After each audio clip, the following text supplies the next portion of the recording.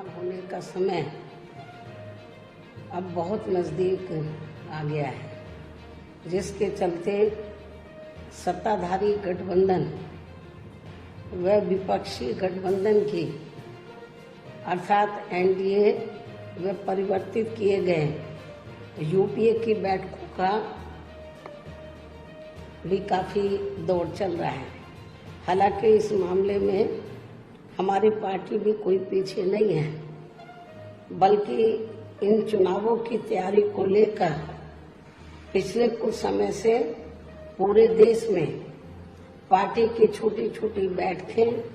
व बंद जगह पर कैडर कैंप आदि लेने का भी कार्य काफी युद्ध स्तर पर चल रहा है। और इतना ही नहीं, बल्कि अब एक तरफ सत्ता पक्ष का एनडीए अपनी फिर से पूर्ण बहुमत की सरकार बनाने के लिए अपनी दलीलें दे रहा है, तो वहीं दूसरी तरफ विपक्षी गठबंधन यहाँ सत्ताधारी एनडीए गठबंधन को इस बार चुनाव में मात देने के लिए उनकी नीतियों व कार्यशैली आदि का काफी विरोध कर रहा है, जिसमें बीएसपी भी कोई पीछे नहीं है। जबकि सत्ताधारी पार्टी व विपक्षी पार्टियों के बने गठबंधन के बारे में सच्चाई तो ये है कि यहाँ वर्तमान में विपक्षी गठबंधन के प्रमुख दल कांग्रेस पार्टी ने आजादी के बाद शुरू में केंद्र व अधिकांश राज्यों में भी अपने लंबे अरसे तक रहे शासनकाल के दौरान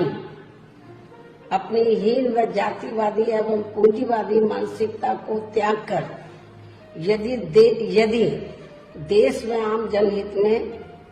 तथा कमजोर वर्गों के हितों में भी पूरी ईमानदारी से कार्य किया होता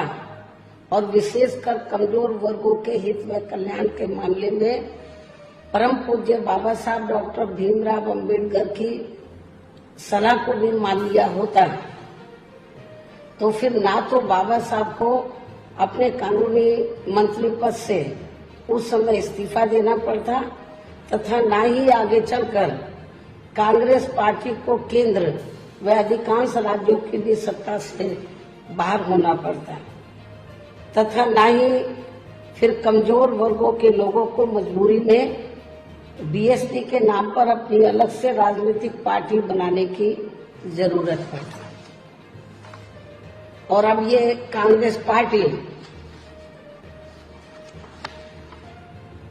अपनी जैसी जातिवादी व पूंजीवादी सोच रखने वाली पार्टियों के साथ गठबंधन करके फिर से केंद्र की सत्ता में आने के सपने देख रही है, तो वही सत्ताधारी बीजेपी पार्टी भी उन्हें केंद्र की सत्ता में आने के लिए अपने एनडीए गठबंधन को हर मामले में मजबूत बनाने में लगी है। साथ ही फिर से सत्ता में आने का दावा भी ठोक रही है। ये कह रही है कि इस बार बीजेपी और उनका गठबंधन 300 से ज्यादा सीटें लाएगा, इसका भी दावा ठोक रही है, जिनकी कथनी व करनी में कांग्रेस पार्टी की तरह ही कोई खास अंतर नजर नहीं आता है। कहने का तात्पर्य ये है कि अब ये दोनों बड़े गठबंधन यानी कि एनडीए व परिवर्तित किए गए यूपीए केंद्र की सत्ता में आने के लिए अपने अपने दावे ठोक रहे हैं, जबकि जनता को किए गए इनके वायदे व आश्वासन आदि सत्ता में बने रहने के दौरान अधिकांश खोखले ही साबित हुए हैं। वैसे भी कांग्रेस व बीजेपी एंड कंपनी के बने गठबंधन की अब तक रही सरकार की कार्यशैली यही बताती है कि इनकी नीति, नीयत व सोच सब समाज में से विशेषकर गरीबों, दलितों, आदिवासियों, पिछड़े वर्गों, मुस्लिम एवं अन्य धार्मिक अल्पसंख्यकों के प्रति लगभग एक जैसी ही रही है, क्योंकि इन्होंने सत्ता में रहकर शुरू से इन वर्गों के मामले में अधिकांश कागजी खाना पूर्ति ही की है। तथा जमीनी हकीकत में इनके लिए कोई ठोस कार्य नहीं किए हैं। लेकिन जब ये लोग सत्ता से बाहर हो जाते हैं तो तब फिर वे अपने वोट की खातिर इनके हितों में काफी लंबी चौड़ी बातें करते हैं। जैसे कांग्रेस पार्टी का गरीबी हटाओ का व बीजेपी का हर गरीब के खाते में 20 लाख रुपए पहुंचाने को लेकर कही गई ये बातें सत्ता में आने के बाद केवल हवाई व खोखली ही साबित होकर रह गई है, जिसकी खास वजह से ही बीएसपी ने सत्ताधारी गठबंधन व विपक्षी गठबंधन से ज्यादातर अपनी दूरी ही बना के रखी है। ऐसी स्थिति में अब इन वर्गों के लोगों को यानी कि कमजोर वर्गों के लोगों को आपसी भाईचारे के आधार पर वे अपना अकेले ही मजबूत गठबंधन बना के